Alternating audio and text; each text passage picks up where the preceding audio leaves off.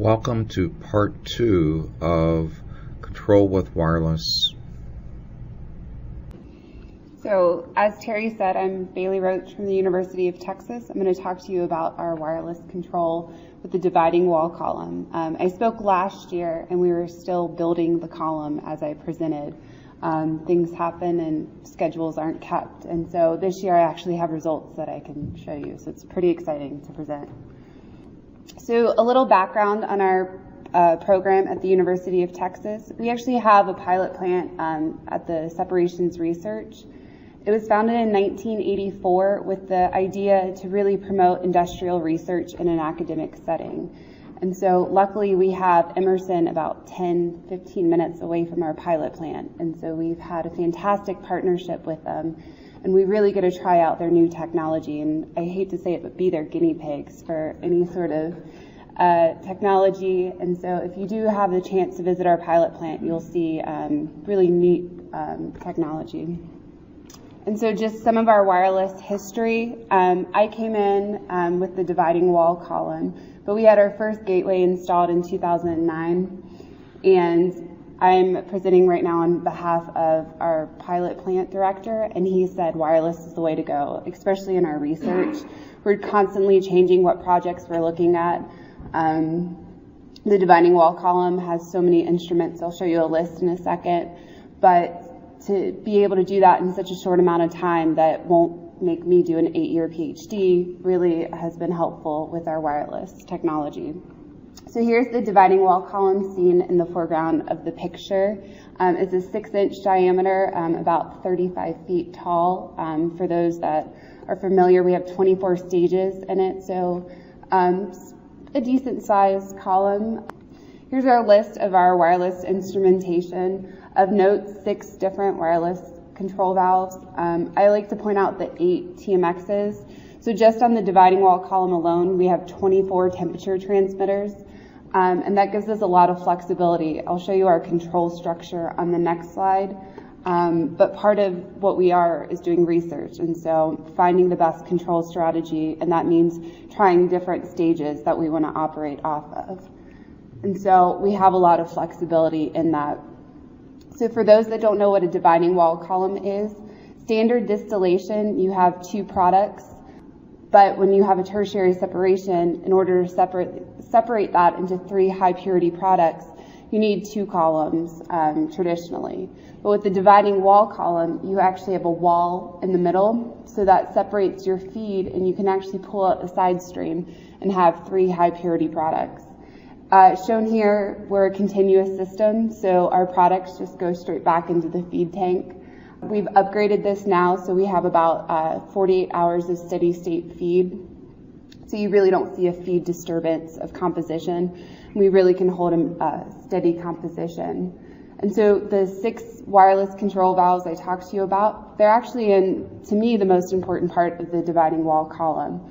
And so what really sets apart our column is we actually have a capability for the top of the wall. So you might think that dividing wall, you might want the liquid split 50-50, but in order to achieve your energy savings, it's actually not a 50-50 liquid split at the top of the wall. And so what we do is we actually have a total trap tray, so level builds up on the trap tray. We pull the liquid out into a vessel, and then we actually make that split. And so part of research is we want to operate this at very extreme values. So we've operated as much as 80%, 20% on different sides of the wall, and then flip it, as well as seeing the 50-50 split. And so these are really critical for my PhD to make certain that we can get that accurate split. We also heat it up. Since our residence time in the tank is about 5 minutes, we do lose heat, so we have a heater input, and that's a wireless valve on the steam. The same thing's done for the side stream product. So that middle product that I talked to you about, we actually have the capability to reflux some back into the column and then take some as our middle product. It's done very similar to the top of the wall split. And so these are very critical loops for our column. And so here's our screen. You have to read it right to left. I made this early on. I wish I could have switched it, but the feed comes in on this side. And so You can see all of the temperature transmitters that we have on the column, and they're pretty helpful in kind of seeing where the A and B split is, or where the B and C split is. I'm also, part of my PhD is modeling this in Aspen Plus, so these temperatures are crucial for me. We have the capability here for those 6 control valves to switch between wired and wireless really easily. I just drop down here. We also change control structures. I'll show you one structure that we're looking at, but here we actually have the capability to switch between different control structures that we're looking at. So what is reflux? Is that tied to temperature? Is that tied to level? So it's pretty fantastic. And then our temperature controllers, I'll show you throughout, but we're doing a 4-point PID system for. And here we have the capability really easily to change not only which temperature we're controlling off of, but make the set point change there as well. So this is our distillate and reflux control scheme, very standard, not special to dividing wall. And so here we have 4 temperatures that we are able to choose from that we want to control off of, and then that can either control the distillate or the reflux back into the column. So here's the top of the wall split that is really of interest to us. Again, we have temperatures that we can choose, and then that gets either one can go to the overhead accumulator level, or one is sent to the flow back. So we're able to change in between those. And you can see the results of our measurement. The green is the PV, and then the blue is the set point. So you can see that even with wireless, we're tracking well. And the same for the other side. So 630A is on the feed side of the column. 630B is on the actual product side of the column. So you can see very similar trends for both sides. And then this is the steam input to the heater, to the wireless. And so you can see the tracking up there. It's really well. So the side product is done very similarly controlled. You have your temperatures that you can choose to control off of. And then you have the side product control valve as well as the reflux control valve and the steam into the heater. Very happy trends. This is for the steam input, tracking very well up here. And so here it just shows our module setup of how on the screen I showed you we could switch between the wired and the wireless. And so this is how it's done as a program to switch between those two. And so this is the 640A, so this is actually the B products coming out of the column. We have both the wired and the wireless comparison, and it reflects what Terry was saying. We're still able to hold the out of the valve is in red, the green is the PV, and the blue is the set point. So same thing for 640B, which is the reflux into the column. So the bottoms of the column is done very standard way. So we have the steam to the reboiler as one as the manipulated variables, as well as the actual bottoms product. And so we have the capability of choosing between the temperatures as well. And the steam to the reboiler has a wireless flow transmitter. So here you can see the comparison between a wired and wireless measurement as well. And just of note, steam is probably our most dangerous set point in the column. And so by having it in a critical loop, it really shows our faith in our wireless measurements. And so this kind of is the results of our PID tracking. So you can see we implemented PID onto our control steam. And so what you see is the x-axis is the time of our steady state run, and on our y-axis is various stages of the dividing wall column. In order to accurately get steady state, we need constant temperatures. We're doing temperature control and not composition control. And so you can see that our temperatures are held steady. We rely on a boiler to provide us steam, and our boiler went down twice. We actually left it in temperature control the entire time. And so if we had been in manual control, getting it back to steady point or steady state would have been very difficult. And so we actually unintentionally added a disturbance to the system, but it went down twice this night, and you can see that each time the temperatures came back steady. So we were able to salvage what could have been a terrible run from the steam going down, but it actually came to steady state really quickly. So just the wireless results that we've achieved, we're able to provide steady control. I'm able to get steady compositions with these wireless temperatures. Just in a pilot setting that we have, this wireless really gives us the flexibility of choosing not just for research, but changing the different temperatures as well as the control schemes really on the fly. And so we showed wireless versus wired comparison and had a fantastic result. With that, I'll take any questions. This one might be more for Terry, but are there any advanced diagnostics that say, I'm starting to lose my signal, like you have in a wired instrument, where I could, take a hold action or something like that? So you mean like your battery's going dead? And your battery's going dead, my signal strength is getting too weak, what can I do in my process, especially for something critical?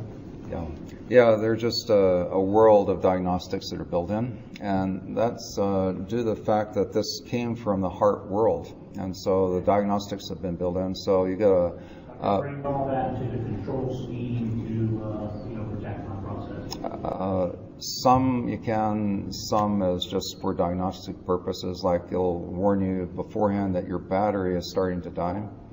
And so you have a few weeks or a month or so before it's going to die. So I think if you just look at it, you'll be pleasantly surprised. Lots of diagnostics in terms of signal strength, where the whole wireless mesh network, how it's organized in that. So you just get a bundle of information from the gateway and from the device on this stuff. Well, is that possible to change the scan rate during the startup and shutdown? Make it faster, during normal operation, slow it down, and in order to save battery.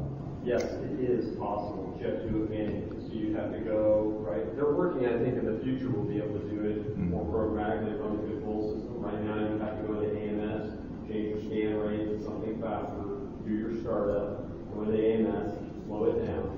We're working, I think, in the future we'll be able to do something like that by from the control system of that.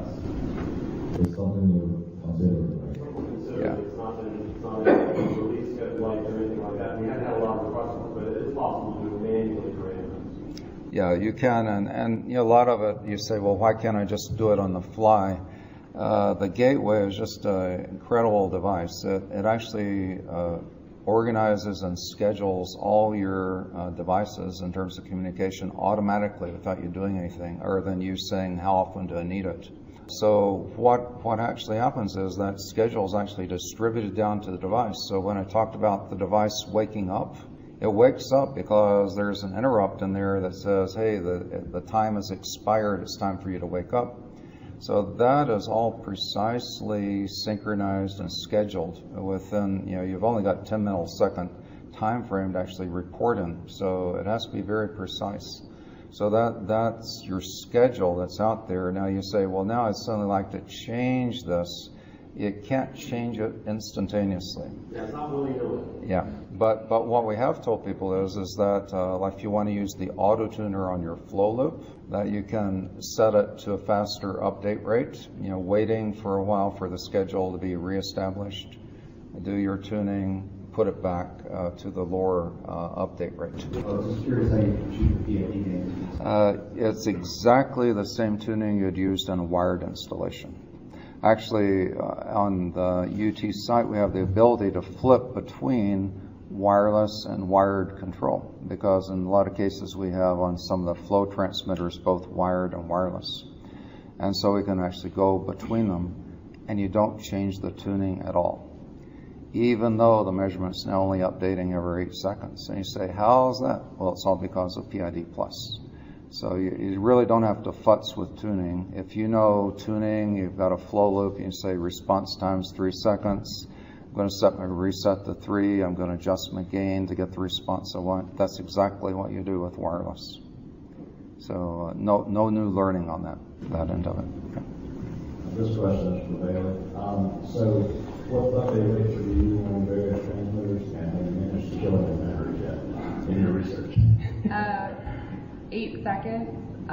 And so I just finished my experimental work in October, or actually last week. And so we had an alarm for about 3 weeks, and I was just hoping the battery would last until we finished, but we ended up killing 1 battery.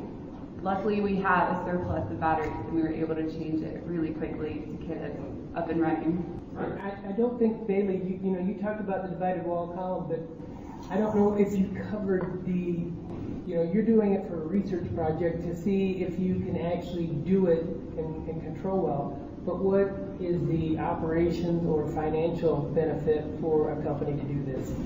So a dividing wall can replace 2 distillation columns. Additionally, standard separation for 3 products would require 2 distillation columns, 2 reboilers, 2 condensers. So with the dividing wall column, you reduce that to 1 column, 1 reboiler, 1 condenser. So not only do you save on capital costs, you also save on energy costs. So a dividing wall can, depending on your products that you desire, save between 30 to 50% savings, not just energy, but also capital costs and space in your plant. A lot of companies are looking to retrofit existing distillation columns. So instead of building a whole new column, you can actually just retrofit it and put a wall into it. And they're gaining popularity. They were patented in the 40s, but it's not until recently with advances that we're actually able to implement dividing wall columns. Are you going to try to sell a wireless solution with the column solution? Do you think Exxon or whoever is going to look at your data and come up with a conclusion that it's safe and a safety type of? Well, we have proven that it's safe. We've looked at it over a wide range, and we've operated not just under atmospheric conditions, but also vacuum. And so this is one part of the project that's been really neat to see it, actually installing it and learning about wireless with Terry and Willie coming to our site to help tune it. So that's one thing that we do hope to show, that wireless is safe, especially for dividing wall where it's a lot more complicated than what a standard distillation column could be in operation.